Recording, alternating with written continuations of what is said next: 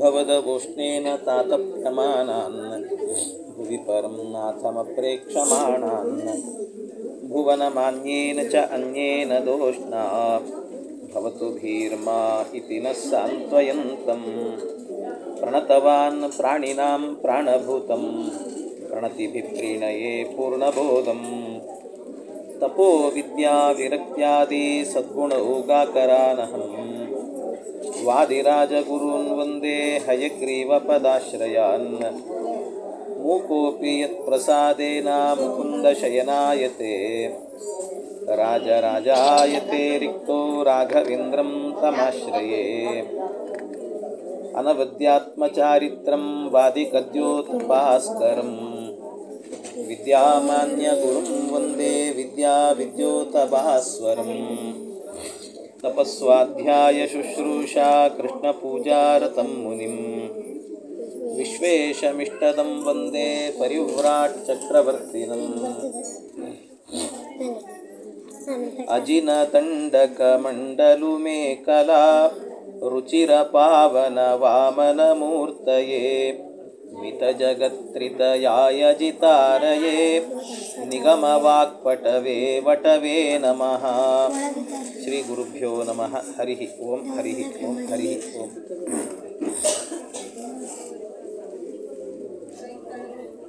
ಉಪನಯನದಲ್ಲಿ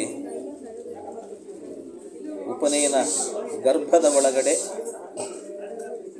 ಏನೇನು ಇರುತ್ತೆ ಅನ್ನೋದನ್ನೆಲ್ಲ ನೋಡ್ತಾ ಬಂದಿದ್ದೇವೆ. ಉಪನಯನ ಗರ್ಭದಲ್ಲಿ ಗಾಯತ್ರಿ ಮಂತ್ರದ ಉಪದೇಶದ ತನಕಲೂ ಕೂಡ ಏನೇನು ನಡೆಸಬೇಕು, ತಂದೆಯ ಕರ್ತವ್ಯ ಏನು, ಎಲ್ಲವನ್ನೂ ಕೂಡ ನಿರೂಪಣೆ ಮಾಡ್ತಾ ಬಂದೆವು. ಆ ಗಾಯತ್ರಿ ಮಂತ್ರವನ್ನು ಉಪದೇಶ ಮಾಡುವಾಗ ಕ್ರಮಬದ್ಧವಾಗಿ ಗಾಯತ್ರಿ ಮಂತ್ರದ ಉಪದೇಶ ನಡೀಬೇಕು. ಕ್ರಮಬದ್ಧವಾಗಿ ಗಾಯತ್ರಿ ಮಂತ್ರದ ಉಪದೇಶ ಅಂದರೆ ಮೊದಲು ನ್ಯಾಸ ಆಗಬೇಕು, ಆಮೇಲೆ ಧ್ಯಾನ ಆಗಬೇಕು, ಆಮೇಲೆ ಸಂಕಲ್ಪ ಆಗಬೇಕು, ಆಮೇಲೆ ಮಂತ್ರೋಪದೇಶ ಎನ್ನುವಂಥದ್ದು ನಡೀಬೇಕು. ಋಷಿ ಛಂದಸ್ಸು ಪುರಸ್ಸರವಾಗಿ ಮಂತ್ರೋಪದೇಶ ಎನ್ನುವುದು ನಡೀಬೇಕು. ಅದಾದ ಮೇಲೆ ಮಂತ್ರೋಪದೇಶ ಆದ ಮೇಲೆ ಪುನಃ ಧ್ಯಾನ ಮಂತ್ರವನ್ನು ಹೇಳಬೇಕು. ಧ್ಯಾನ ಮಂತ್ರ ಆದ ನಂತರ ಪುನಃ ನ್ಯಾಸವನ್ನು ಮಾಡಬೇಕು. ನ್ಯಾಸವನ್ನು ಮಾಡಿ ಕೃಷ್ಣಾರ್ಪಣ ಅಂತ ಹೇಳಬೇಕು. ಇಷ್ಟು ಮಾಡಿದರೆ ಗಾಯತ್ರಿ ಮಂತ್ರದ ಉಪದೇಶ ಆಯಿತು ಅಂತ ಅರ್ಥ.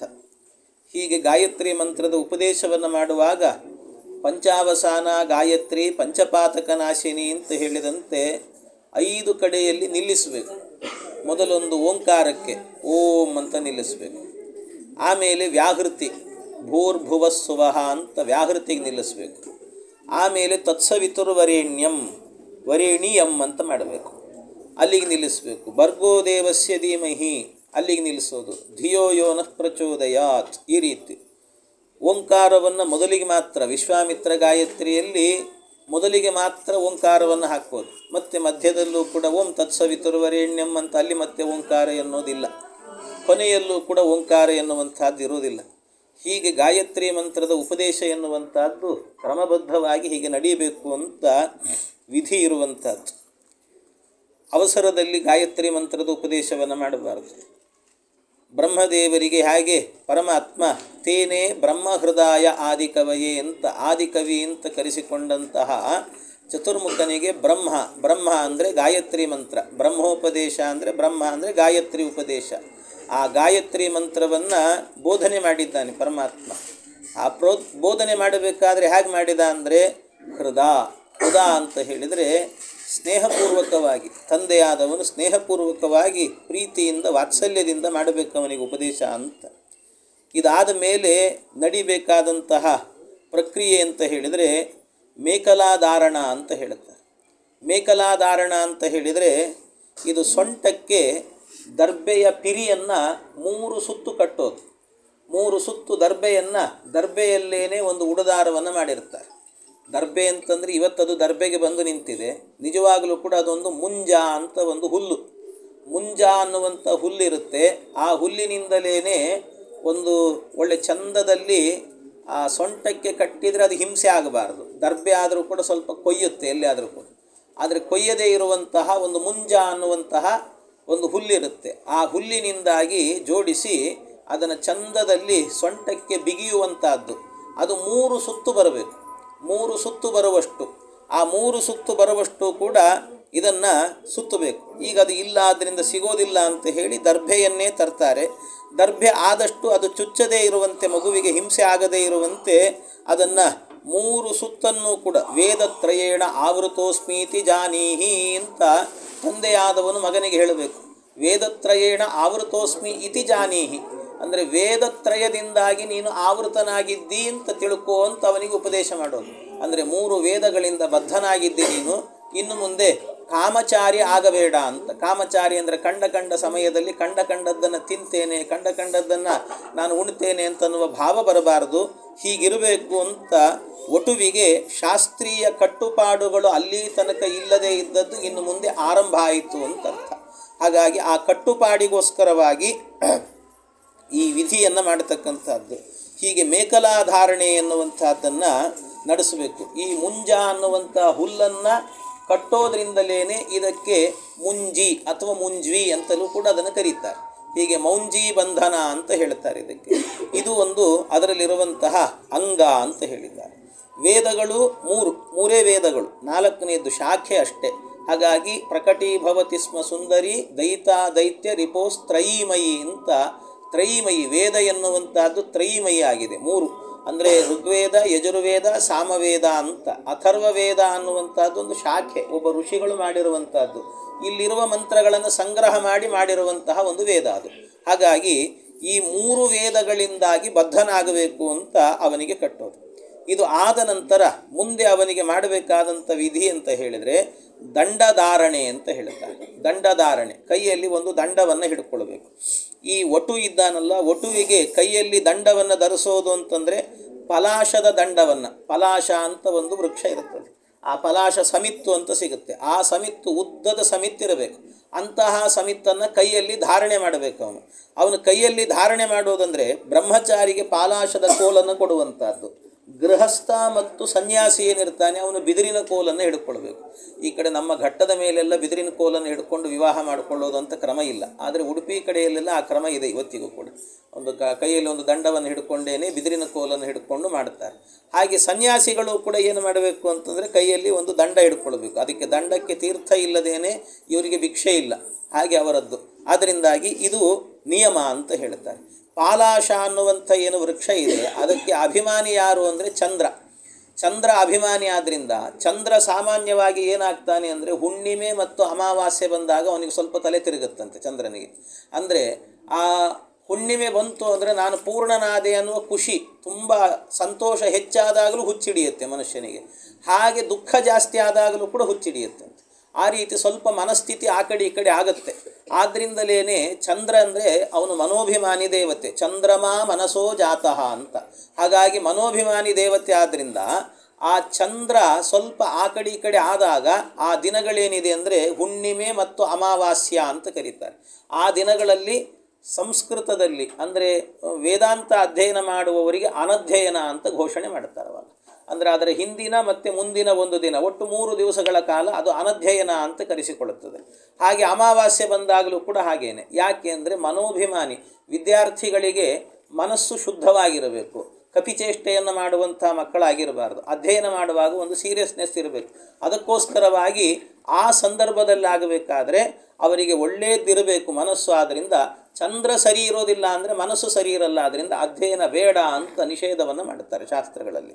ಹಾಗೆ ಇವನು ಮನೋಭಿಮಾನಿ ಆದ್ದರಿಂದಾಗಿ ಮನೋಭಿಮಾನಿಯೇನೇ ಪಲಾಶ ವೃಕ್ಷಕ್ಕೂ ಕೂಡ ಅಭಿಮಾನಿ. ಅದನ್ನು ಹಿಡಿಯೋದು ಅಂತ ಹೇಳಿದರೆ ನಾನು ಮುಂದೆ ಇನ್ನೆಲ್ಲ ಮಾಡುವಂಥದ್ದೆಲ್ಲವೂ ಕೂಡ ನನ್ನ ಮನಸ್ಸಿನಿಂದ ಅಧ್ಯಯನವನ್ನು ಮಾಡುತ್ತೇನೆ, ಚಂದ್ರ ನನ್ನ ಕೈಯಲ್ಲಿದ್ದಾನೆ ಅಂತ ಅನುಸಂಧಾನವನ್ನು ಮಾಡಿಕೊಂಡು ಅದಕ್ಕೆ ಮನೋನಿಯಾಮಕನಾಗಿರುವಂಥ ಚಂದ್ರನ ಕೋಲನ್ನು ಕೈಯಲ್ಲಿ ಹಿಡ್ಕೊಳ್ಬೇಕಂತ. ಈ ಕೋಲನ್ನು ಕೈಯಲ್ಲಿ ಹಿಡ್ಕೊಂಡು ಇದು ಹೇಗೆ ಅಂತಂದರೆ ಒಂದು ಆನೆ ಇರ್ತದೆ, ಆನೆಯನ್ನು ನಿಯಂತ್ರಣ ಮಾಡಬೇಕು ಅಂತಾದರೆ ಆನೆ ನಿಯಂತ್ರಣ ಮಾಡಲಿಕ್ಕೆ ಮಾವುತ ಕೈಯಲ್ಲಿ ಒಂದು ಅಂಕುಶವನ್ನು ಹಿಡ್ಕೊಳ್ತಾನಂತೆ, ಮದಭರಿತವಾದ ಆನೆ ಅಂತ. ಹಾಗೆ ತನ್ನ ಒಳಗಿರುವಂಥ ಇಂದ್ರಿಯಗಳು ಕೂಡ ಆನೆ ಇದ್ದಂತೆ, ಮದ ಅದಕ್ಕೆ. ಆ ಮದಗಳನ್ನೆಲ್ಲ ನಿಯಮನ ಮಾಡಿ ಅದನ್ನು ಹೊಡೆದು ಬಡೆದು ಸರಿದಾರಿಗೆ ತರಬೇಕು ಅನ್ನೋದಕ್ಕೋಸ್ಕರ ಕೈಯಲ್ಲಿ ಒಂದು ದಂಡ ಇರಬೇಕು ಅಂತ ಹೇಳ್ತಾರೆ. ಆದಾಂತಂ ದಮಯಿತ್ವ ಮಾಂ ಮಾರ್ಗೇ ಸಂಸ್ಥಾಪಯನ್ ಸ್ವಯಂ ಅಂತ. ದಂಡಕ್ಕರೆ ಸ್ಥಿತೋ ಯಸ್ಮಾತ್ ತಸ್ಮಾದ್ ರಕ್ಷೋ ಯಥೋ ಭಯಂ ಅಂತ. ಯಾವ ಭಯ ಇರೋದಿಲ್ಲಂತೆ ಕೈಯಲ್ಲಿ ಅದು ಇದ್ದಾಗ. ಹಾಗಾಗಿ ದಂಡದ ಅಭಿಮಾನಿಯನ್ನು ಮತ್ತು ದಂಡವನ್ನು ಪ್ರಾರ್ಥನೆ ಮಾಡಿಕೊಂಡು ಮನೋನಿಗ್ರಹವನ್ನು ಮಾಡಿಕೊಂಡು ತಾನು ಅಧ್ಯಯನ ಮಾರ್ಗಕ್ಕೆ ಸಾಗಬೇಕು ಅನ್ನೋದಕ್ಕೆ ದಂಡಧಾರಣೆ ಎನ್ನುವಂಥದ್ದನ್ನು ಮಾಡ್ತಾರೆ. ಇನ್ನು ದಂಡಧಾರಣೆ ಎನ್ನುವಂಥದ್ದಾದ ಮೇಲೆ ಉಪನಯನದ ಅಂಗ ಅಂತ ಹೇಳಿ ಕರೆಸಿಕೊಳ್ಳುವಂಥದ್ದು ಬ್ರಹ್ಮಚಾರಿ ಹೀಗೆ ಇರಬೇಕು ಅಂತ ಹೇಳುವ ಶಿಕ್ಷೆ. ಶಿಕ್ಷೆ ಅಂದರೆ ಹೊಡೆಯೋದು ಬಡಿಯೋದಲ್ಲ. ಅಬ್ಬಾ ಎಂಥ ಅವಳು ತಾಯಿ ಸ್ವಲ್ಪ ಕಾರುಣ್ಯವೇ ಇಲ್ಲ ಹೊಡಿತಾಳಲ್ಲ ಅಂತ ಅನ್ನುವ ಹಾಗಿರಬಾರ್ದು. ಮತ್ತೇನು ಅಂದರೆ ಶಿಕ್ಷೆ ಅಂದರೆ ಒಳ್ಳೆಯ ಮಾತುಗಳು ಅಂತ ಅರ್ಥ, ಶಿಕ್ಷಣ ಅಂತ ಅರ್ಥ. ಶಿಕ್ಷಣದಲ್ಲಿ ಆ ಮಗುವಿಗೆ ಆವತ್ತಿನಿಂದಲೂ ಕೂಡ ಉಪದೇಶಗಳನ್ನು ಮಾಡಬೇಕಂತೆ. ಹೀಗಿರಬೇಕು ನೀನು ಅಂತ. ಬ್ರಹ್ಮಚಾರಿ ಅಸಿ ಅಂತ ಹೇಳೋದು ಮೊದಲು, ನೀನು ಬ್ರಹ್ಮಚಾರಿ ಆಗಿದ್ದಿ ಅಂತ. ಜೊತೆಗೆ ಅವನಿಗೆ ಆಪೋಷಾನ ಅಂತ ಹೇಳಬೇಕು. ಆಪೋಷಾನ ಅಂದರೆ ನಿನ್ನ ಶುದ್ಧಿಗೋಸ್ಕರವಾಗಿ ನೀನು ನಿತ್ಯ ಆಚಮನಗಳನ್ನು ಮಾಡಬೇಕು ಅಂತ. ಆಚಮನ ಅಂದು ಕೂಡಲೇ 2 ಬಾರಿ ಅಂತಲೇ ಅರ್ಥ. ಹಾಗೆ ಆಚಮನ ಮಾಡಬೇಕು. ಆಮೇಲೆ ಕರ್ಮ ಗುರು ಅಂತ ಹೇಳ್ತಾರೆ. ಕರ್ಮ ಗುರು ಅಂದರೆ ಅದಕ್ಕೆ ಕಾಲಕ್ಕೆ ಸಂಧ್ಯಾವಂದನೆಯ ಕರ್ಮವನ್ನು ಮಾಡಬೇಕು. ಅಗ್ನಿ ಕಾರ್ಯ ಎನ್ನುವಂತಹ ಕರ್ಮವನ್ನು ಮಾಡಬೇಕು ಅಂತ ಅರ್ಥ. ಹೀಗೆ ಆ ಕರ್ಮವನ್ನು ಮಾಡಬೇಕು. ಜೊತೆಗೆ ದಿವಾಮ ಸ್ವಾಪ್ಸೀಹಿ, ಹಗಲು ಹೊತ್ತಿನಲ್ಲಿ ಮಲಗಬೇಡ ಅಂತ ಹೇಳ್ತಾರೆ. ವೇದ ಹೇಳಿದ ಮಾತು, ಹಗಲಿನಲ್ಲಿ ಮಲಗಬಾರದಂತೆ, ಬ್ರಹ್ಮಚಾರಿಯಾದವನು ಇದನ್ನು ಮಾಡಬಾರದು ಅಂತ. ಆಮೇಲೆ ಆಚಾರ್ಯಾದೀನೋ ವೇದಮಧೀಶ್ವ ಅಂತ ಹೇಳ್ತಾರೆ. ಅಂದರೆ ಗುರುವಿಗೆ ವಿಧೇಯನಾಗಿದ್ದುಕೊಂಡು ವಿದ್ಯೆಯನ್ನು ಕಲಿ. ಗುರುವನ್ನು ಕೆಟ್ಟ ದೃಷ್ಟಿಯಿಂದ ನೋಡಿ ಅವನನ್ನು ಬೈದು ಹೇಳ್ತೀಯೋ ಇಲ್ಲೋ ಪಾಠ ಅಂತ ಅವನನ್ನು ಹೆದರಿಸಿ ಪಾಠವನ್ನು ಕಲಿಯೋದಲ್ಲ, ಅವನಿಗೆ ವಿಧೇಯನಾಗಿದ್ದುಕೊಂಡು ಮಾಡಬೇಕು ಅಂತ. ಜೊತೆಗೆ ಸಾಯಂ ಪ್ರಾತಃ ಸಮಿಧಮಾದೇಹಿ ಅಂತ ಹೇಳುತ್ತಾರೆ. ಸಾಯಂ ಪ್ರಾತಃ ಹಗಲು ಮತ್ತು ಸಾಯಂಕಾಲ 2 ಹೊತ್ತಿನಲ್ಲೂ ಕೂಡ ಈ ಅಗ್ನಿ ಕಾರ್ಯವನ್ನು ಬಿಡಲಿಕ್ಕೆ ಇಲ್ಲ ಅಂತ ಹೇಳ್ತಾರೆ.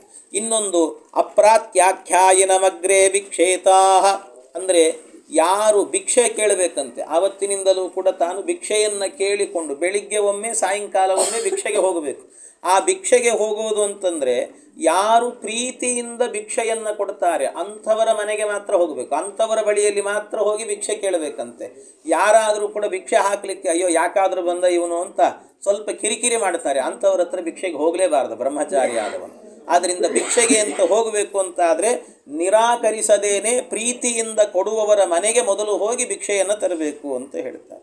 ಇದು ಆ ಬ್ರಹ್ಮಚಾರಿಯ ಕರ್ತವ್ಯ ಅಂತ.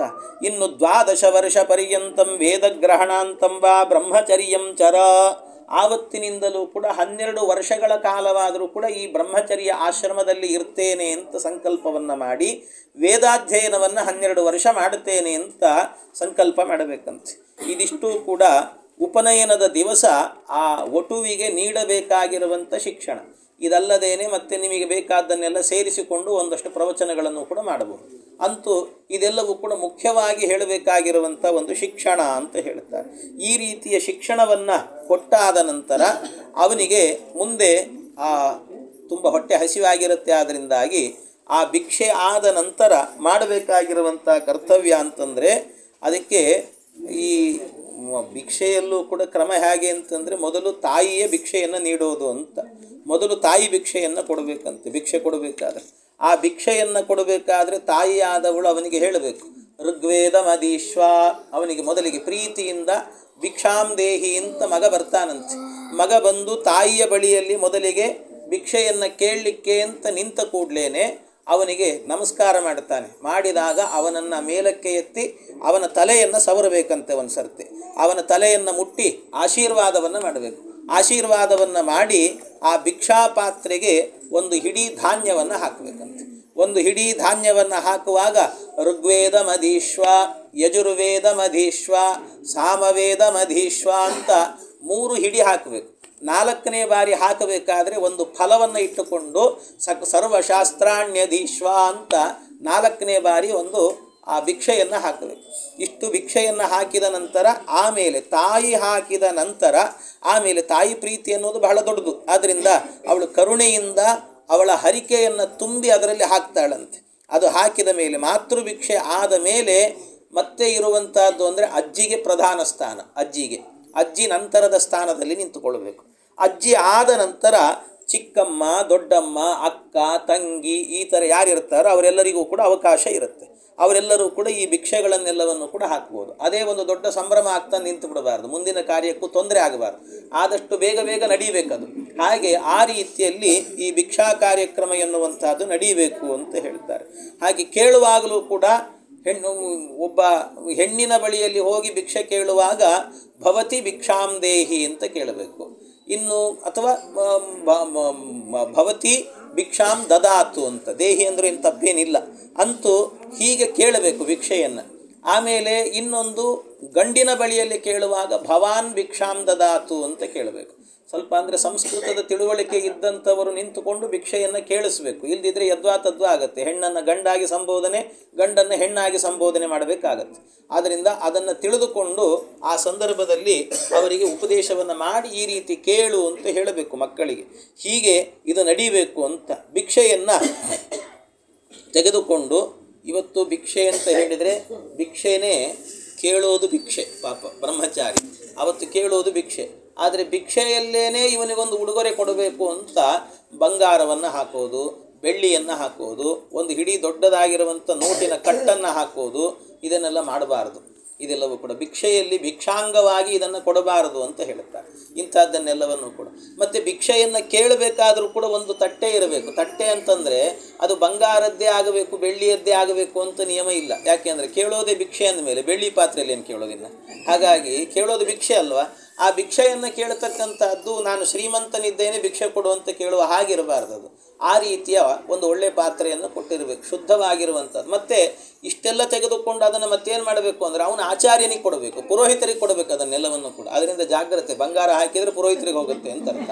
ಹಾಗಾಗಿ ಅದನ್ನೆಲ್ಲ ಕೊಡಬೇಕಾದ್ರೆ ಹೀಗೆಲ್ಲ ನಿಯಮಗಳಿದ್ದಾವೆ. ಭಿಕ್ಷೆಯನ್ನು ಕೊಡಬೇಕು ಅಂತ ಆದರೆ ಅಂಥ ನಿಯಮಗಳನ್ನು ಅನುಸರಿಸಿಕೊಂಡು ಆ ಭಿಕ್ಷೆಗೆ ಹಾಕಿರುವಂಥದ್ದನ್ನೆಲ್ಲವನ್ನು ಕೂಡ ಕೊಟ್ಟು ಅವನು ಮಾಡಿದಂತಹ ಅಡಿಗೆಯಲ್ಲಿ ತಾನು ಉಣಬೇಕು ಅಂತ, ಭೋಜನವನ್ನು ಮಾಡಬೇಕು ಅಂತ. ಅದಕ್ಕೋಸ್ಕರವಾಗಿ ಈ ಬಂಗಾರ, ಬೆಳ್ಳಿ ಇದನ್ನೆಲ್ಲ ಭಿಕ್ಷಾಪಾತ್ರೆಗೆ ಹಾಕೋದಕ್ಕಿಂತಲೂ ಕೂಡ. ಮತ್ತು ಅವನು ಹೋಗೋದು ಎಲ್ಲಿಗೆ ಅಂತಂದರೆ ಒಂದು ಯಾರೋ ಏನೋ ಭಿಕ್ಷೆ ಕೊಡ್ತೇನೆ ಅಂತ ಹೇಳಿಬಿಟ್ಟು ಚಂದದಲ್ಲಿ ಇರುವಂತಹ ಒಂದು ಹಾಸಿಗೆಯನ್ನು ಕೊಟ್ಟರಂತೆ, ಮೆತ್ತಿಗಿರುವಂಥ ಹಾಸಿಗೆ. ಅವನು ಬ್ರಹ್ಮಚಾರಿ, ಓದಬೇಕು, ಅಧ್ಯಯನ ಮಾಡಬೇಕು ಅಂತ ಹೋಗ್ತಾನೆ. ಅವನು ವಿದ್ಯಾಪೀಠಕ್ಕೆ ಗುರುಕುಲಕ್ಕೆ ಹೋಗೋದು ಯಾಕೆ? ಹಾಸಿಗೆ ಹಾಸ್ಕೊಂಡು ಮಲಗಲಿಕ್ಕೆ ಅವನು ಹೋಗೋದು. ಅವನ ಕೈಯಲ್ಲಿ ಬಂಗಾರವನ್ನು ಕೊಟ್ಟರೆ ತೊಗೊಂಡು ಏನು ಮಾಡಬೇಕು? ಇನ್ನು ಕೆಲವರು ಟೇಪರ್ ಕಾರ್ಡ್ ಕೊಟ್ಟೆ ಅಂತೆ, ಮೊಬೈಲ್ ಕೊಟ್ಟೆ ಅಂತೆ, ತೊಗೊಂಡು ಏನು ಮಾಡಬೇಕು? ಅಧ್ಯಯನ ಮಾಡುವ ವಿದ್ಯಾರ್ಥಿಗೆ ಇದೆಲ್ಲ ಬೇಡ. ಹಾಗಾಗಿ ಅವನಿಗೆ ಒಂದು ಪಂಚಪಾತ್ರೆಯನ್ನು ಕೊಡಿ ಅಥವಾ ಮುದ್ರೆಯನ್ನು ಕೊಡಿ, ಅವನಿಗೆ ಉಪಯುಕ್ತವಾಗುವಂಥದ್ದು ಒಂದು ಪುಸ್ತಕವನ್ನು ಕೊಡಿ. ಅವನಿಗೆ ಅಧ್ಯಯನ ಮಾಡಲಿಕ್ಕೆ ಬೇಕಾಗಿರುವಂಥ ಏನು ವಸ್ತುಗಳು ಕೊಟ್ಟರೂ ಕೂಡ ಅದು ಸತ್ಯ, ಅದನ್ನು ಸ್ವೀಕಾರ ಮಾಡಬಹುದಂತೆ. ಹಾಗಾಗಿ ಇಂತಹ ಒಂದು ಭಿಕ್ಷೆಯನ್ನು ಕೊಡಬೇಕು ಅಂತ ಹೇಳ್ತಾರೆ. ಹೀಗೆ ಈ ಭಿಕ್ಷೆ ಎನ್ನುವಂತಹದ್ದು ಆಯಿತು ಅಂತಾದರೆ ಆಮೇಲೆ ಪ್ರಾಣಾಗ್ನಿಹೋತ್ರ ಅಂತ. ಪ್ರಾಣಾಗ್ನಿಹೋತ್ರ ಅಂದರೆ ಆವತ್ತಿನ ದಿವಸ ಭೋಜನ ಅಂತ ಅರ್ಥ.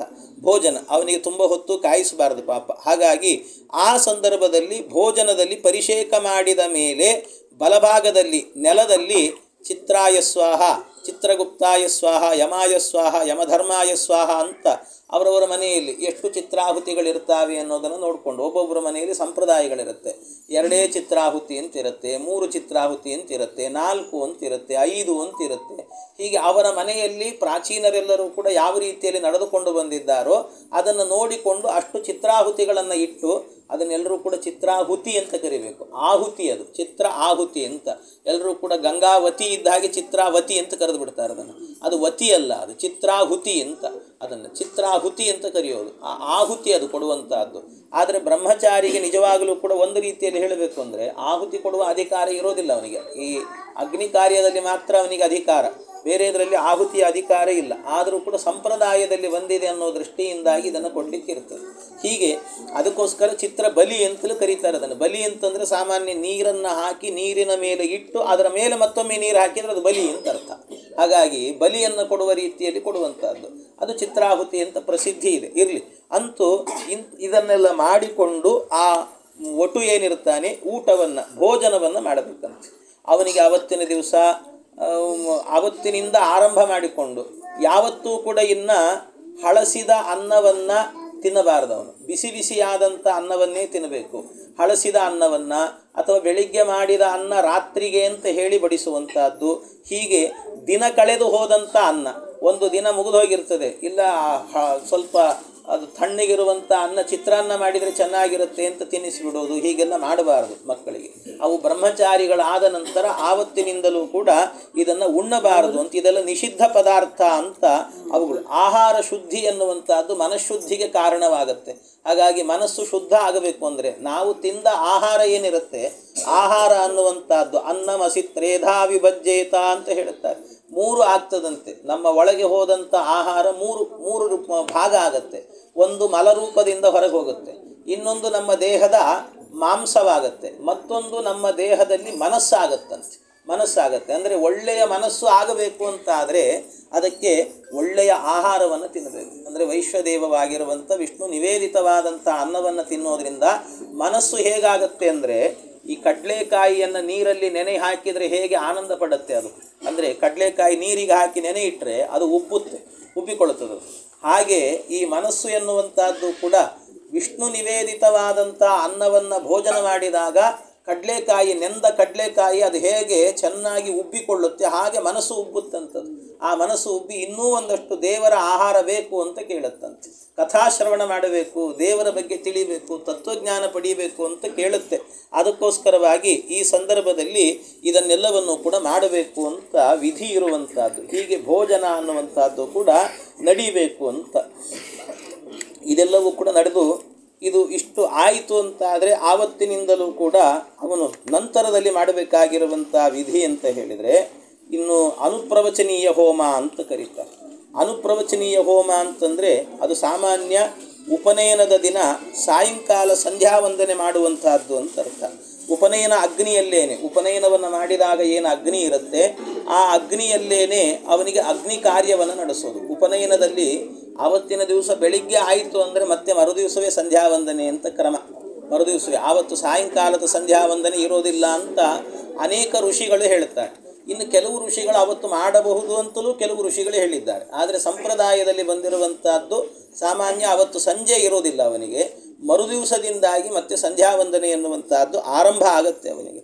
ಹೀಗೆ ಈ ರೀತಿಯಲ್ಲಿ ಆವತ್ತಿನ ದಿವಸ ಏನು ಯಜ್ಞಶಿಷ್ಟ ಉಳಿದಂಥ ಪದಾರ್ಥ ಇರುತ್ತಲ್ವ, ಆ ಪದಾರ್ಥವನ್ನು ಸವಿತೃದೇವತೆಗೆ, ಸದಸಸ್ಪತಿ ಅಂತ ಒಂದು ಮಂತ್ರ ಇದೆ, ಆ ಮಂತ್ರದಿಂದಾಗಿ ಸವಿತೃದೇವತೆಗಳಿಗೆ ಋಷಿಗಳಿಗೆ ಅನ್ನದಿಂದಾಗಿ ಆಹುತಿಯನ್ನು ಕೊಟ್ಟು ಯಜ್ಞಶಿಷ್ಟಾನ್ನದಿಂದ 3ಕ್ಕೆ ಕಡಿಮೆ ಇಲ್ಲದಂತೆ 3 ಜನ ಇರಬೇಕಂತೆ ಬ್ರಾಹ್ಮಣರು ಸಾಮಾನ್ಯ. ಆ ಬ್ರಾಹ್ಮಣರಿಗೆ ತೃಪ್ತಿಯಾಗುವಂತೆ ಬಡಿಸಬೇಕು ಅಡಿಗೆಯನ್ನು ಮಾಡಿ. ಆಮೇಲೆ ಆ ಬ್ರಾಹ್ಮಣರಿಗೆ ದಕ್ಷಿಣೆಯನ್ನು ಕೊಟ್ಟು ಆಶೀರ್ವಾದವನ್ನು ಕೇಳಬೇಕು. ನನ್ನ ವೇದಾಧ್ಯಯನ ಎನ್ನುವಂಥದ್ದು ನಿರ್ವಿಘ್ನವಾಗಿ ಸಾಗುವಂತೆ ನಮಗೆ ಅನುಗ್ರಹ ಮಾಡಿರಿ, ಆಶೀರ್ವಾದವನ್ನು ಮಾಡಿ ಅಂತ ಕೇಳುವ ಒಂದು ಪ್ರಕ್ರಿಯೆ ಇದೆಯಲ್ಲ, ಇದನ್ನು ಅನುಪ್ರವಚನೀಯ ಅಥವಾ ಬ್ರಹ್ಮೌದನ ಅಂತ ಕರೀತಾರೆ. ಬ್ರಹ್ಮ ಅಂದರೆ ಬ್ರಾಹ್ಮಣ, ಅವರಿಗೆ ಔದನ ಅಂದರೆ ಊಟವನ್ನು ಮಾಡಿಸುವಂಥದ್ದು, ಬ್ರಹ್ಮೌದನ ಅಂತ ಕರೀತಾರೆ. ಹೀಗೆ ಇದನ್ನೊಂದು ನಡೆಸಬೇಕು. ಇದು ಆದ ನಂತರ ಉಪನಯನ ಆದಂಥ ಒಟ್ಟು 3 ರಾತ್ರಿ ಆದರೂ ಕೂಡ ಒಂದು ವ್ರತವನ್ನು ಆಚರಣೆ ಮಾಡಬೇಕಂತೆ. ವ್ರತಾಚರಣೆ 3 ರಾತ್ರಿ ಕನಿಷ್ಠ ಪಕ್ಷ ಅಂತ ಹೇಳ್ತಾರೆ. ಆಮೇಲೆ ಹೇಗಾದರೂ ಇರಲಿ ಪರವಾಗಿಲ್ಲ. 3 ದಿನಗಳ ತನಕಲೂ ಕೂಡ ಉಪ್ಪು ಖಾರ ಹೆಚ್ಚು ಇಲ್ಲದೇ ಇರುವಂಥ ಊಟವನ್ನು ಮಾಡಬೇಕು. ಉಪ್ಪು ಖಾರಗಳು ಜಾಸ್ತಿ ಇರಬಾರ್ದು. ಕನಿಷ್ಠ ಪಕ್ಷ 3 ದಿವಸವಾದರೂ ಕೂಡ ಈ ರೀತಿಯಲ್ಲಿ ಇರಬೇಕು ಅಂತ ಹೇಳುತ್ತಾರೆ. ಆಮೇಲೆ ಅದರಲ್ಲೂ ಕೂಡ ಹೇಗೆ ಅಂದರೆ ಅವನು ಮಂಚದ ಮೇಲೆ ಮಲಗಲಿಕ್ಕೆ ಇಲ್ಲ, ಭೂಮಿಯ ಮೇಲೇನೆ ಒಂದು ಚಾಪೆಯನ್ನು ಹಾಸಿಕೊಂಡೇನೆ ಮಲಗಬೇಕು ಅವನು, ಭೂಮಿಯಲ್ಲೇ ಇರುವಂಥದ್ದು. ಇದೊಂದು ವ್ರತಾಚರಣೆ ಅಂತ ಹೇಳ್ತಾರೆ. 3 ದಿನಗಳ ವ್ರತಾಚರಣೆ ಅಂತ. ಉಪ್ಪು ಖಾರ ಇವು ತಿನ್ನದೇನೆ ಸಾತ್ವಿಕವಾಗಿರುವಂಥ ಪದಾರ್ಥಗಳನ್ನು ಮಾತ್ರ ತಿನ್ನುವಂಥದ್ದು. ಇದು ಆದ ನಂತರ ಉಪನಯನದ 4ನೇ ದಿವಸಕ್ಕೆ ಬಂದಾಗ ಆವತ್ತಿನ ದಿವಸ ಸಾಮಾನ್ಯ ಅವತ್ತಿನ ದಿವಸವೇ ಮುಗಿಸ್ತಾರೆ. ಇದು ಇರುವಂಥ ಕ್ರಮ 4ನೇ ದಿನದಲ್ಲಿ ಮೇಧಾಜನನ ಅಂತ ಒಂದು ಮಾಡಬೇಕು. ಮೇಧಾಜನನ ಅನ್ನುವಂಥದ್ದು ಸರಿಯಾಗಿ ಒಟ್ಟು ಏಕಸಂತಗ್ರಾಹಿ ಆಗಬೇಕು ಅಂತ ಮಾಡೋದು. ಅಂದರೆ ಒಮ್ಮೆ ಕೇಳಿದ ಕೂಡಲೇ ಅವನ ತಲೆಗೆ ಹೋಗಬೇಕು ಎಲ್ಲವೂ ಕೂಡ, ಆ ರೀತಿ ಆಗಬೇಕು ಅಂತನ್ನೋದಕ್ಕೋಸ್ಕರ ವೇದಾಂಗ ಪುರಾಣ ಇತಿಹಾಸ ಎಲ್ಲ ಶಾಸ್ತ್ರಗಳನ್ನು ಕೂಡ ಸಮನ್ವಯ ಮಾಡಿ ಒಂದಕ್ಕೊಂದು ವಿರೋಧ ಬಂದಾಗ ಅದನ್ನು ಪರಿಹಾರ ಮಾಡುವ ಶಕ್ತಿಯನ್ನು ಸಿದ್ಧಿ ಪಡ್ಕೊಳ್ಳೋದಕ್ಕೋಸ್ಕರವಾಗಿ ಈಶಾನ್ಯದ ದಿಕ್ಕಿನಲ್ಲಿ ಒಂದು ಪಲಾಶ ವೃಕ್ಷ ಅಥವಾ ಅಶ್ವತ್ಥ ವೃಕ್ಷ, ಅದರ ಬುಡದಲ್ಲಿ ಹೋಗಿ ಮೇಧಾನಾಮಕ ಸಾವಿತ್ರಿಯ ಪೂಜೆಯನ್ನು ಮಾಡಬೇಕು.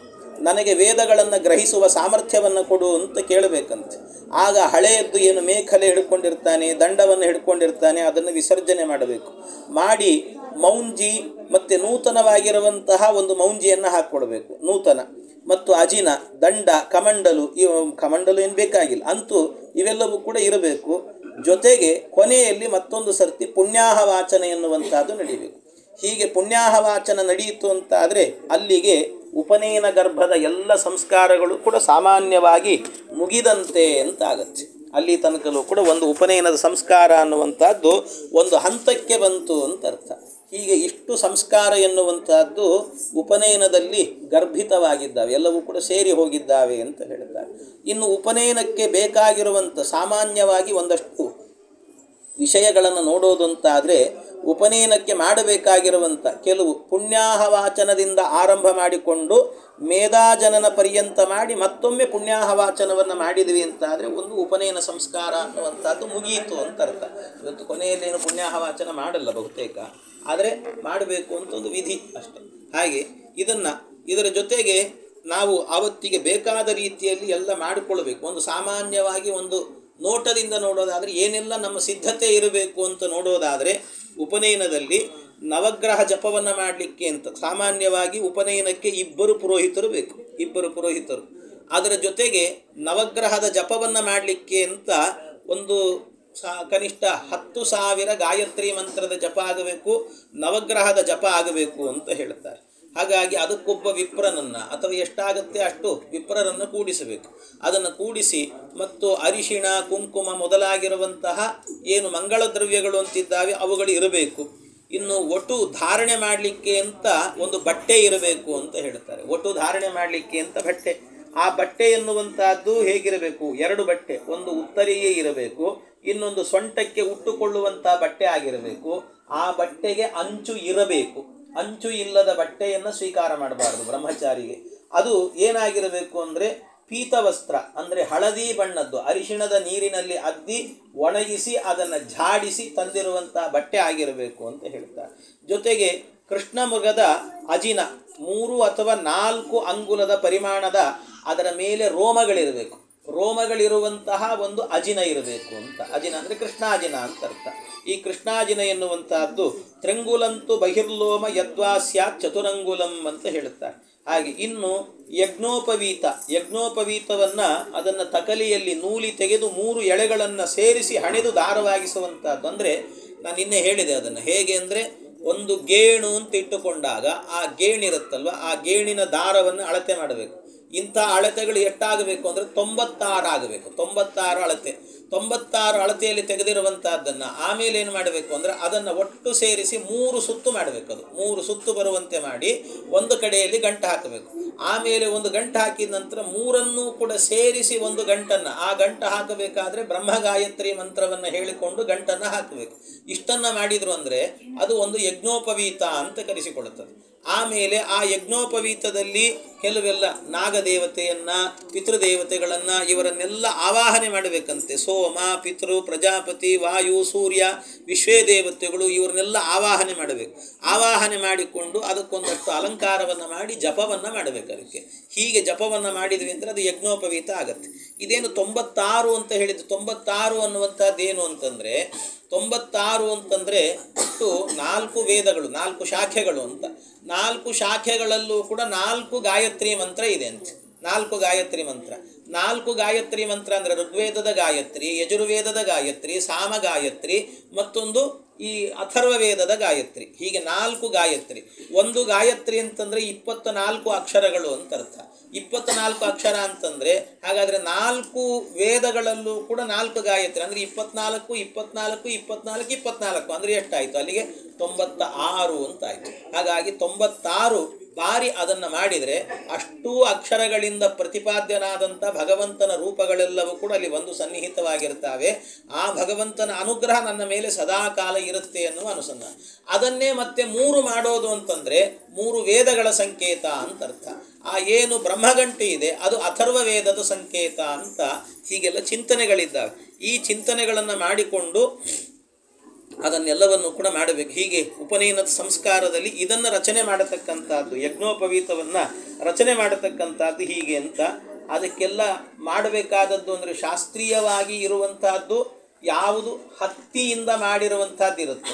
ಹತ್ತಿಯ ಬಟ್ಟೆ ಅಂತ ಹೇಳ್ತೀವಲ್ಲ, ಹತ್ತಿಯ ದಾರ, ಆ ಹತ್ತಿಯ ದಾರದಿಂದ ನಿರ್ಮಿತವಾದದ್ದನ್ನೇ ಯಜ್ಞೋಪವೀತವನ್ನಾಗಿ ಮಾಡಿಕೊಳ್ಬೇಕು. ಹೊರತಾಗಿ ಇವತ್ತೆಲ್ಲ ಪಾಲಿಸ್ಟರ್ ಅಂತ ಬರುತ್ತೆ, ಇನ್ನೊಂದು ಮತ್ತೊಂದು ಎಲ್ಲ ಬರುತ್ತದೆ. ಬ್ರಾಹ್ಮಣನಿಗೆ ಇರುವಂಥದ್ದು ವಿಹಿತವಾದದ್ದು ಹತ್ತಿಯ ದಾರದಿಂದ ಮಾಡಿದ್ದನ್ನು ಮಾತ್ರ ವಿಧಿ ಹೇಳಿದೆ. ಕ್ಷತ್ರಿಯನಿಗೆ ರೇಷ್ಮೆಯಿಂದ ಮಾಡಿದ್ದನ್ನು ಕೂಡ ಸ್ವೀಕಾರ ಮಾಡಬಹುದು ಅಂತ ಕ್ಷತ್ರಿಯನಿಗೆ ವಿಧಿ ಇದೆ. ಆದರೆ ಬ್ರಾಹ್ಮಣನಿಗೆ ಹಾಗಿಲ್ಲ. ಇನ್ನು ಉಳಿದದ್ದೆ ಲೈಲಾನ್ ಗೀಲಾನ್ ಅಂತೆಲ್ಲ ಬರ್ತದೆ, ಅದೆಲ್ಲ ತಗೊಳ್ಬಾರ್ದು. ಅದೆಲ್ಲವೂ ಕೂಡ ನಿಷಿದ್ಧ ಅಂತ ಹೇಳ್ತಾರೆ. ಪ್ಲಾಸ್ಟಿಕ್ ಅಂತನ್ನುವಂಥದ್ದು ಅತ್ಯಂತ ನಿಷಿದ್ಧ, ಮೈಲಿಗೆ ಅಂತ, ಅದನ್ನು ಮಾಡಿಕೊಳ್ಳಬಾರದು ಅಂತ ಹೇಳುತ್ತಾರೆ. ಹೀಗೆ ಇದೆಲ್ಲವೂ ಕೂಡ ಬೇಕಾಗಿರುವಂತಹದ್ದು ಅಂತ ಒಟ್ಟಿನಲ್ಲಿ ಇಷ್ಟೆಲ್ಲ ಸ್ವೀಕಾರ ಮಾಡಬೇಕು. ಇದನ್ನೆಲ್ಲ ತಯಾರಿ ಮಾಡಿಟ್ಟುಕೊಂಡಿರಬೇಕು. ಅವತ್ತು ಒಟ್ಟಿನಲ್ಲಿ ಏನು ಅಂತಂದರೆ ಉಪನಯನ ಅನ್ನುವಂಥ ಸಂಸ್ಕಾರ ಅನ್ನುವಂಥದ್ದು ಅದೊಂದು ಮದುವೆಯ ಸಂಸ್ಕಾರ ಅಂತ ತಿಳಿಬೇಡಿ. ಮದುವೆಯ ಸಂಭ್ರಮ ಎನ್ನುವಂಥದ್ದು ಬೇಡ. ಹೊರತಾಗಿ ಏನಿರಬೇಕು ಅಂತಂದರೆ ಒಟ್ಟು ಇನ್ನು ಮುಂದೆ ಅಧ್ಯಯನ ಮಾಡಲಿಕ್ಕೆ ಅಂತ ಹೊರಡ್ತಾ ಇದ್ದಾನೆ, ಇದು ವೈರಾಗ್ಯದ ಸಂಕೇತ ಅಂತ ತಿಳ್ಕೊಳ್ಬೇಕು. ಹಾಗಾಗಿ ವೈರಾಗ್ಯದ ಸಂಕೇತ ಅನ್ನೋ ದೃಷ್ಟಿಯಿಂದ ಮತ್ತೆ ಉಳಿದಂತೆ ಜನಿವಾರವನ್ನು ಹಾಕಬೇಕಾದ್ರೆ ಅದೆಲ್ಲ ವೈಭವ ಶಾಸ್ತ್ರೀಯವಾದ ಪ್ರಕ್ರಿಯೆಗಳಲ್ಲಂತೂ ಬೆಳ್ಳಿಯದ್ದು ಬಂಗಾರದ್ದು ಅಂತ ಒಂದು ಜನಿವಾರ ಅನ್ನೋದನ್ನು ಹೇಳಲಿಲ್ಲ ಶಾಸ್ತ್ರದಲ್ಲಿ. ಆದರೆ ಕೆಲವು ಸಂಪ್ರದಾಯದಲ್ಲಿ ಬಂದಿದೆ, ಅದನ್ನು ವಿರೋಧವಂತೂ ಮಾಡುವುದಿಲ್ಲ ನಾವು. ಅಂತೂ ಏನಾದರೂ ಮಾಡಬಹುದು ಅಂತ ಇರುವಂತಹದ್ದು ಶಾಸ್ತ್ರ ಇಷ್ಟು ಅಂತ ಹೇಳಬಹುದು. ಇದೆಲ್ಲವೂ ಕೂಡ ನಡಿಬೇಕಾಗಿರುವಂಥ ಕರ್ತವ್ಯ ಅಂತ ಹೇಳುತ್ತಾರೆ. ಒಟ್ಟಾರೆ ಜೊತೆಗೆ ಆವತ್ತು ಗಾಯತ್ರಿ ಉಪದೇಶ ಆದ ನಂತರ ಯಾರಾದರೂ ಒಬ್ಬ ಸನ್ಯಾಸಿಗಳು ಸಿಕ್ಕರು ಅಂತಾದರೆ ಆವತ್ತಿನ ದಿವಸ ಆ ಸನ್ಯಾಸಿಗಳ ಬಾಯಿಂದಲೇ ಅವನಿಗೆ ನಾರಾಯಣ ಅಷ್ಟಾಕ್ಷರ ಮಂತ್ರದ ಜಪವೂ ಕೂಡ ಉಪದೇಶ ಆಗಬೇಕು ಸನ್ಯಾಸಿಗಳಿಂದಾಗಿ. ಅಕಸ್ಮಾತ್ ಏನಾದರೂ ಕೂಡ ಯಾರು ಸನ್ಯಾಸಿಗಳು ಸಿಗಲಿಲ್ಲ ಅಂಥ ಪ್ರಸಂಗದಲ್ಲಿ ತಂದೆಯಾದವನೇ ಆವತ್ತಿನ ದಿವಸವೇನೇ ಅವನಿಗೆ ನಾರಾಯಣ ಅಷ್ಟಾಕ್ಷರ ಮಂತ್ರದ ಉಪದೇಶವನ್ನು ಕೂಡ ಮಾಡಬೇಕು. ದಿನ ಕಳೆಯುವಂತೆ ಇಲ್ಲ. ಇನ್ನೊಂದು ದಿವಸ ಯಾರೋ ಸಿಗ್ತಾರೆ ಅಂತ ಕಳೀಲಿಕ್ಕಿಲ್ಲ. ಯಾಕೆಂದರೆ ಗಾಯತ್ರ್ಯಾಹ ತ್ರಿಗುಣಂ ಪ್ರೋಕ್ತಂ, ಗಾಯತ್ರಿ ಎಷ್ಟು ಮಾಡುತ್ತೀರೋ ಅದರ 3 ಪಟ್ಟು ಈ ನಾರಾಯಣ ಅಷ್ಟಾಕ್ಷರ ಮಾಡಬೇಕು ಅಂತ ವಿಧಿ ಇದೆ. ಆದ್ದರಿಂದ ಯಾಕೆ ಅಂತಂದರೆ ಗಾಯತ್ರಿ ಮಂತ್ರದ ಜಪ ಮಾಡೋದು ಯಾಕೆ ಅಂತಂದರೆ ಒಳ್ಳೆಯ ಜ್ಞಾನ ಬರಲಿ ಅಂತ. ಧಿಯಃ ನಃ ಪ್ರಚೋದಯಾತು, ಒಳ್ಳೆ ಸದ್ಬುದ್ಧಿಯನ್ನು ನನಗೆ ಕೊಡು ಅಂತ. ಇನ್ನು ನಾರಾಯಣ ಅಷ್ಟಾಕ್ಷರ ಮಂತ್ರದ ಜಪ ಮಾಡೋದು ಯಾಕೆ ಅಂದರೆ ನನ್ನ ಅಜ್ಞಾನಗಳೆಲ್ಲ ಹೊರಟೋಗಲಿ ಅಂತ ಮಾಡೋದು. ಯಾಕೆ ಅಂದರೆ ಅಜ್ಞಾನ ಅನ್ನೋದನ್ನು ಬ್ರಹ್ಮದೇವರು ಸೃಷ್ಟಿ ಮಾಡುವಾಗ 5 ಅಜ್ಞಾನವನ್ನು ಸೃಷ್ಟಿ ಮಾಡ್ತಾರಂತೆ. ಅವಿದ್ಯಾ ಅಂತ ಪಾಂಚಪರ್ವಣಿ ಅಂತ ಹೇಳ್ತಾರೆ. ಅದನ್ನು ಯಾವ್ದ್ಯಾವುದು ಅಂದರೆ ತಮಸ್ಸು, ಮೋಹ, ಮಹಾಮೋಹ, ತಾಮಿಸ್ರ, ಅಂಧತಾಮಿಸ್ರ ಅಂತ ಇದೆಲ್ಲವೂ ಕೂಡ 5 ಅಜ್ಞಾನಗಳು ಅಂತ. ಸಸರ್ಜಾಗ್ರಿಂದ ತಾಮಿಸ್ರಂ ಅತ ತಾಮಿಸ್ರಮಾಧಿಕೃತ್ ಮಹಾಮೋಹಂಚ ಮೋಹಂಚ ತಮಶ್ಚಾಜ್ಞಾನ ವೃತ್ತಯ. ಇದನ್ನು ಸೃಷ್ಟಿ ಮಾಡಿದ್ದಾರೆ. ಈ ಸೃಷ್ಟಿ ಮಾಡಿ ಇದಕ್ಕೆ ಅಭಿಮಾನಿ ದೇವತೆಗಳಿದ್ದಾರಂತೆ. ಯಾರವರ ಅಭಿಮಾನಿ ದೇವತೆಗಳು ಅಂತಂದರೆ ಮರುದೇವತೆಗಳು. ಯಾರ್ಯಾರು ಅಂತಂದರೆ ಅವರೆಲ್ಲರೂ ಕೂಡ ಒಬ್ಬೊಬ್ಬರು ಇದ್ದಾರೆ. ನಾಗ, ಕೂರ್ಮ, ಕೃಕಲ, ದೇವದತ್ತ, ಧನಂಜಯ ಅಂತ 5 ಜನ ಇದ್ದಾರೆ. ಅವರಲ್ಲಿ ಅಂತರ್ಯಾಮಿಯಾಗಿ ಭಗವಂತನ 5 ರೂಪಗಳಿದ್ದಾವೆ. ಕ್ರುದ್ದೋಲ್ಕ, ಮಹೋಲ್ಕ, ವೀರೋಲ್ಕ, ದ್ಯೋಲ್ಕ, ಸಹಸ್ರೋಲ್ಕ ಅಂತ ಈ ರೂಪಗಳೇನಿದ್ದಾವೆ ನಾರಾಯಣ ಅಷ್ಟಾಕ್ಷರ ಜಪ ಮಾಡುವಾಗ ಇದನ್ನೇ ನಾವು ಅಂಗನ್ಯಾಸ ಮಾಡಿಕೊಳ್ಳೋದು. ಅಂಗನ್ಯಾಸ ಅಂತಂದರೆ ನ್ಯಾಸ ಅಂದರೆ ಅಲ್ಲಿ ಇಡೋದು ಅಂತ ಅರ್ಥ. ಎಲ್ಲಿಯಾದರೂ ನಾವು ಬಂಗಾರವನ್ನು ನ್ಯಾಸ ಇಡ್ತೇವೆ ಅಂದರೆ ಒತ್ತೆ ಇಡ್ತೇವೆ ಅಂತ ಅರ್ಥ, ಅಲ್ಲಿ ಇಡೋದು ಅಂತ. ಹಾಗೆ ಆ ಭಗವಂತನ ನ್ಯಾಸ ಮಾಡು. ಕೃದ್ದೋಲ್ಕಾಯ ಹೃದಯಾಯ ನಮಃ ಅಂತ ಹೇಳಿದಾಗ ಅಲ್ಲಿ ಆ ರೂಪದಿಂದ ಭಗವಂತ ಬಂದು ಕೂತ್ಕೊಳ್ತಾನೆ. ಕೃದ್ದೋಲ್ಕ ಅನ್ನೋ ರೂಪದಿಂದ, ಆ ರೂಪದಿಂದ ಬಂದ ಅಂತ ಆದರೆ ಪರಮಾತ್ಮ ಆಗ ಏನಾಗುತ್ತೆ ಅಂದರೆ ಒಳಗಡೆಯಲ್ಲಿ ಭಗವಂತ ಅಜ್ಞಾನವನ್ನು ನಿಯಮನ ಮಾಡತಕ್ಕಂಥವನಾದ್ದರಿಂದ ಅಜ್ಞಾನವನ್ನು ನಾಶ ಮಾಡ್ತಾನಂತೆ. ಈ ಅಜ್ಞಾನವನ್ನು ನಾಶ ಮಾಡುವಂಥ ರೂಪ ನಾರಾಯಣ ಅಷ್ಟಾಕ್ಷರದಲ್ಲಿ ಇರುವಂಥ ಏನು ನ್ಯಾಸದಲ್ಲಿ ಇರುವಂಥ ಭಗವಂತನ ರೂಪಗಳಿದ್ದಾವೆ ಅವೆಲ್ಲವೂ ಕೂಡ ನಾಶ ಮಾಡುತ್ತದೆ. ಆದ್ದರಿಂದ ಅಜ್ಞಾನ ನಾಶಕ್ಕೆ ನಾರಾಯಣ ಅಷ್ಟಾಕ್ಷರ, ಸುಜ್ಞಾನ ಬರಲಿಕ್ಕೆ ಗಾಯತ್ರಿ ಮಂತ್ರ ಅಂತ ಇದನ್ನು ಹರಿಕಥಾಮೃತ ಸಾರದಲ್ಲೂ ಕೂಡ ಜಗನ್ನಾಥದಾಸರು ಹೇಳುತ್ತಾರೆ. 5 ವಿದ್ಯೆಗಳೊಳಗೆ ಇಹನಾಗಾದಿಗಳಧಿಷ್ಠಾನದಲ್ಲಿ ಲಕುಮೀಧವನು ಕೃದ್ದೋಲ್ಕಾದಿ ಮೊದಲಾದ 5 ರೂಪವ ತಾಧರಿಸಿ.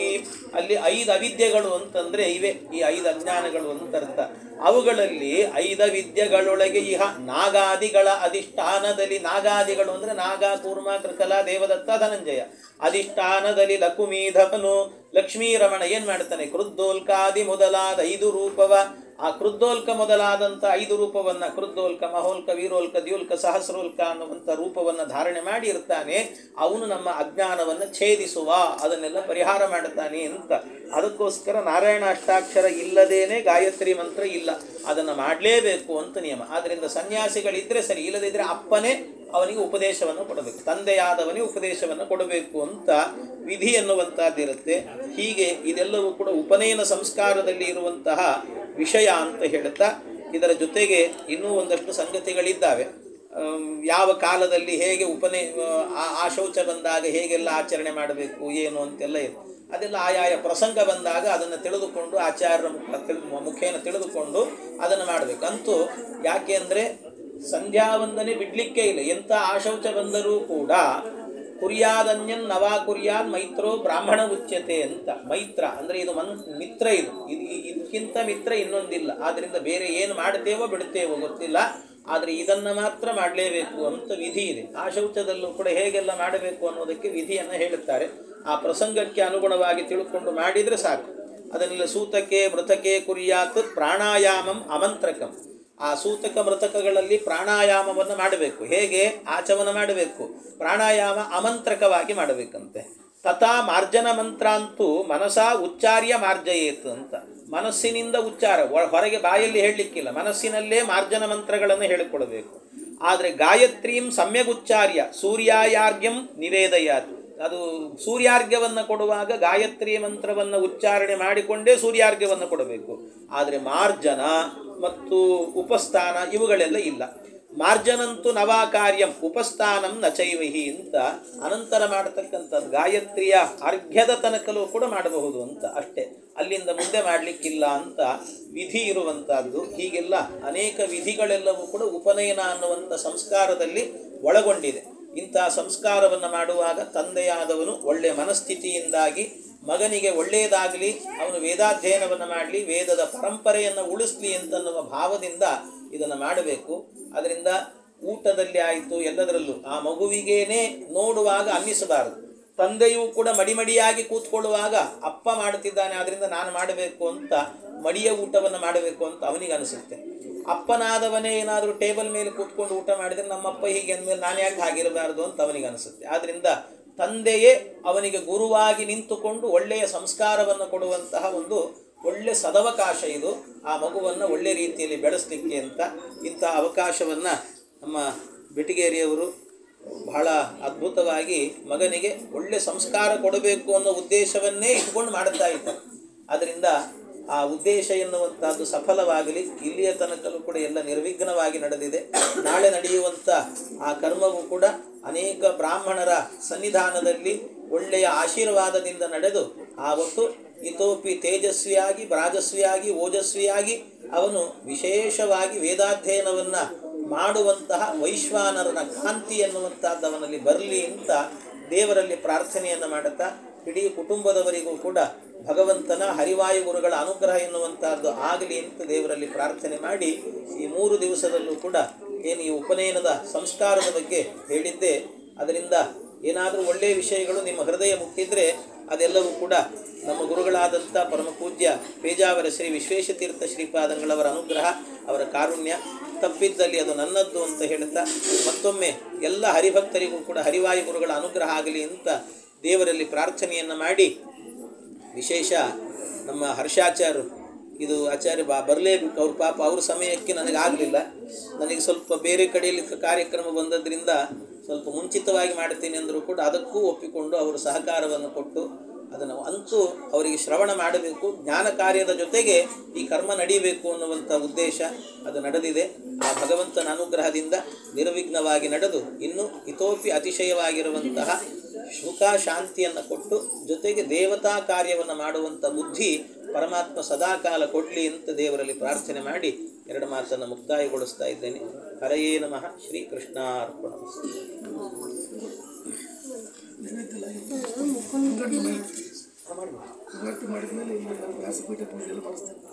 ಆಯ್ತು ಆಯ್ತು ಆಯ್ತು ಆಯ್ತು.